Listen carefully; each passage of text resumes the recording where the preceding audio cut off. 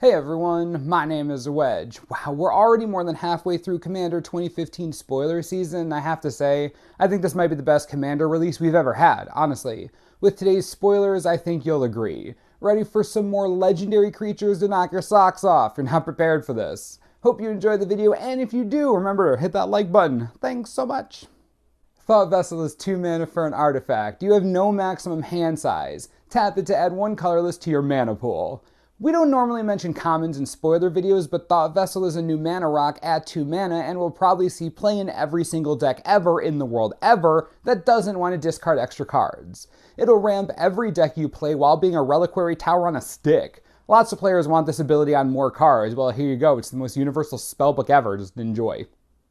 Righteous Confluence is 3 colorless and 2 white for a sorcery. Choose 3. You may choose the same mode more than once. Put a 2/2 white knight creature token with vigilance onto the battlefield. Exile target enchantment, or you gain 5 life. This card is okay. Exiling enchantments will matter a lot more than you think, and getting a few knights can be cool, I guess. But gaining life isn't going to be that great at that cost unless you're getting some kind of trigger out of it. I'll bring this up again later. As it stands, I think this is one of the weaker confluences, more because of sorcery speed and the mana cost than the abilities themselves. Mystic Confluence is 3 colorless and 2 blue for an instant. Choose 3. You may choose the same mode more than once. Counter target spell unless its controller pays 3. Return target creature to its owner's hand or draw a card. Okay, so we're either looking at stacking Mana Leaks, Instant Speed Sea God's Revenge, or Jace's Ingenuity.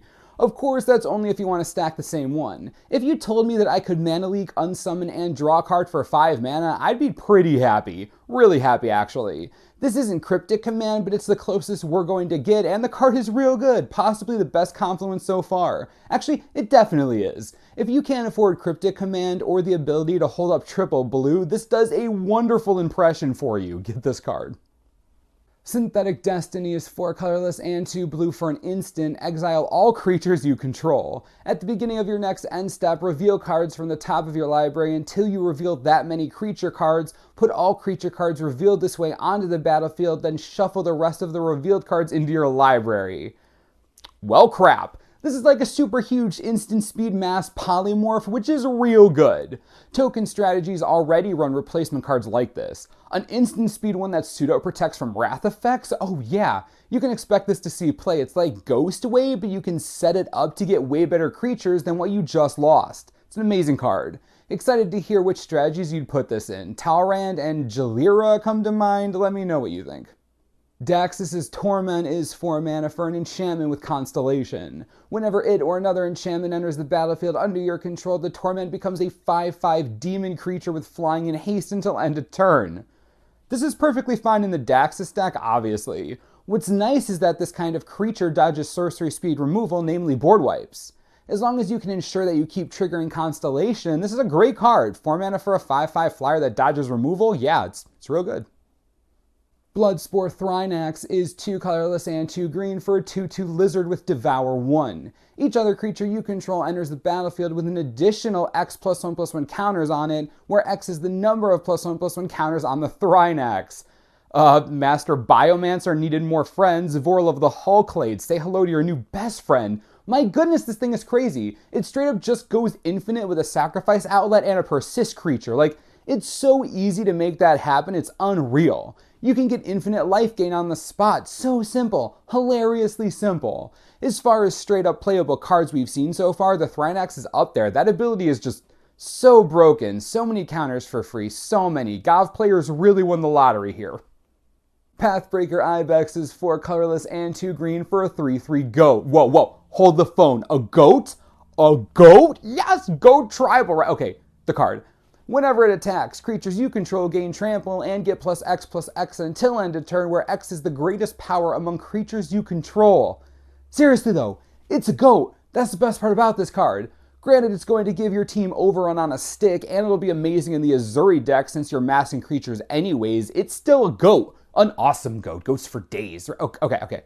Honestly, just giving your tiny army +2/+2 and trample might straight up kill somebody. Craterhoof Behemoth is great. This card is definitely playable.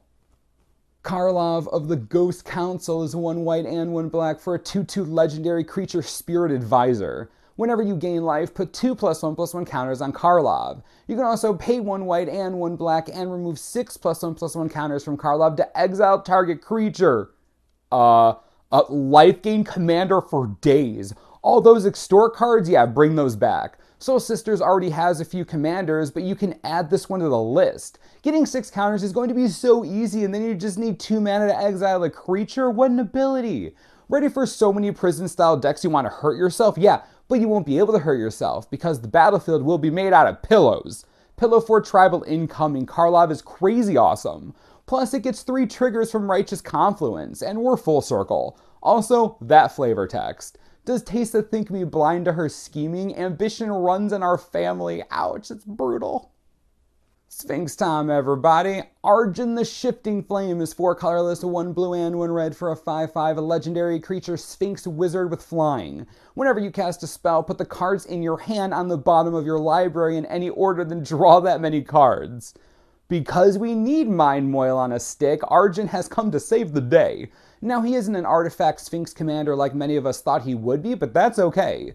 This plus Thought Reflection and Alhamret's Archive, as long as you don't, deck yourself, this card's hysterical. Niv Mizzet decks are going to freak out, as they should. I think this is better suited to being a card in the 99 of the deck, but Arjun's still hilarious. So many cards all the time.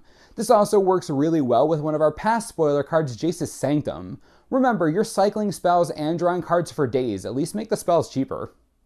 Arjun is sweet, Karlov is insane. Honestly, tell me this isn't the best commander release we've had in years. Even if we don't get super sweet reprints, come on, look at all these new cards for commander. They're so good. Every EDH player on the planet should be happy with what we've gotten so far. Let me know in the comments which cards are your favorites and what you're planning on building. Pumped to hear what you have planned. As always, subscribe for the latest and most reliable Commander 2015 spoiler information you could ever need. This is the Manosaurus, I'm Wedge. Thanks for watching, we'll see you next time.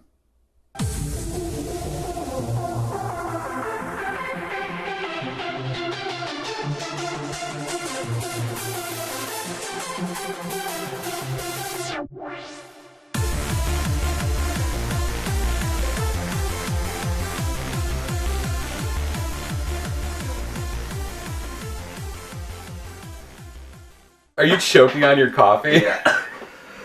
I was trying to hold it in, so I know, are you okay? Oh. You right? You gonna make it? It came out of my nose a little bit.